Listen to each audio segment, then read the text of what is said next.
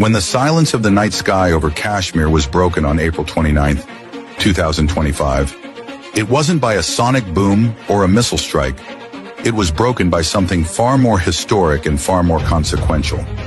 It was broken by a signal, the unmistakable electronic signature of an engagement that would redefine not only the military balance of South Asia, but the global perception of technological supremacy in the skies. On that night, under the cloak of darkness and the weight of decades of hostility, the air forces of India and Pakistan faced off in what would become the first known direct engagement between India's French-made Dassault Rafales and Pakistan's Chinese-built J-10CPs. And for the first time in the history of modern warfare, a Chinese-manufactured PL-15 air-to-air missile, long theorized, feared, and analyzed, was fired in active combat, not in a training range or a closed simulation, but in the real sky against a real Western adversary. The symbolic weight of that moment cannot be overstated. For years, Western defense analysts speculated about the PL-15. With its range exceeding 200 kilometers, active electronically scanned array AESA radar guidance, and two-way data link, the missile represented the cutting edge of Chinese aerospace engineering. But until that night, it had never been used in live combat. That moment, when a Pakistani J-10CP pilot locked onto an Indian Rafael and launched a PL-15, marked the beginning of something unprecedented. The first ever use of Chinese next-generation missile technology in a peer-to-peer engagement. Not against insurgents or outdated aircraft, but against one of the most sophisticated Western fighters in operation. The PL-15 was no longer a rumor, no longer a theoretical threat on PowerPoint slides. It was now a weapon of war, and yet the world almost missed it. There was no bombastic announcement, no press conference, no smoking wreckage on the ground. What unfolded was a quiet but powerful shift, a stealthy chess move in the sky, where strategy, software, and split-second decisions changed the future of air power. It began with an incursion alert, Indian surveillance picking up high-speed targets crossing into contested airspace over the Kashmir region. Within minutes, Rafales were scrambled from bases in Ambala and Hasimara. These aircraft, gleaming symbols of Western aeronautical dominance, were equipped with the Spectra electronic warfare suite, Thales RBE-2 ASA radar, and the Meteor missile, until now considered the most lethal long-range air-to-air weapon in the region. The Indian pilots flew with confidence, experience, and perhaps an expectation of overwhelming superiority. But they weren't alone in the sky. Awaiting them on the Pakistani side were multiple J-10CPs, the most advanced frontline fighters in Pakistan's inventory. Built by China's Chengdu Aerospace Corporation, these aircraft had been upgraded to match and exceed many of the capabilities found in Western 4.5 generation fighters. But what truly made the J-10CP a threat that night wasn't its engine or its airframe. It was the digital ecosystem behind it. Each jet was part of a live combat network, connected in real time to ground-based sensors, airborne early warning and control aircraft, and AI-assisted targeting algorithms.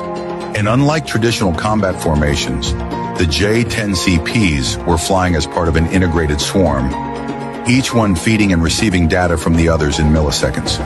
From the moment the Rafales entered contested airspace, they were already being tracked by radar nodes located far beyond visual range.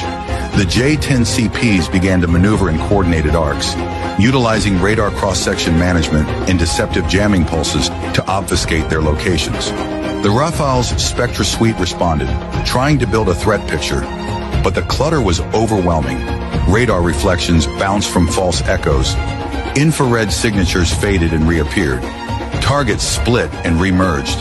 It was electronic ghosting at an unprecedented level. And at that moment, as one Rafael pilot attempted to establish a radar lock, the lock was lost. Then another. Then came the missile alert. The first PL-15 had been launched. That moment, a digital lock from beyond 150 kilometers, a launch command passed through an AI-vetted fire control system, and a sleek, ramjet-powered Chinese missile streaking through the upper atmosphere toward a French-built aircraft signified the crumbling of a long-standing assumption. That assumption being that no non-Western air force could successfully use its indigenous weapon systems in real combat to challenge a frontline NATO standard fighter. The PL-15's guidance system, built on AESA radar, similar in class to Western systems, but tuned to operate in heavily jammed conditions, allowed it to maintain lock even under Spectra's defensive scrambling. For the first time, the French-Indian fusion of stealth, jamming, and sensor resilience faced a missile with equivalent, or possibly superior, electronic resistance. The Indian Rafael, evading at full throttle and deploying countermeasures, managed to break radar lock at the final moment, but not without consequence. The engagement disrupted the formation. Communications went dark. Indian pilots reported scrambled data links, delayed targeting information, and overlapping threat indicators. One pilot later recounted feeling like they were flying inside a maze of mirrors, never sure if what they saw was real or a decoy. The Rafales were forced to disengage, unable to effectively return fire. Their Meteor missiles operating in a heavily jammed environment failed to achieve lock before safe engagement range. For the Indian Air Force, this wasn't just a tactical retreat.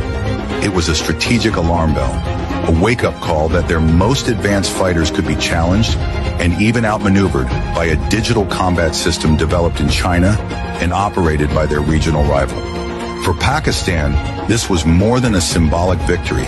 It was a demonstration to their adversaries, allies, and global observers that they now possess the capability to challenge superior platforms using battlefield integration, electronic warfare, and next-gen missile technology.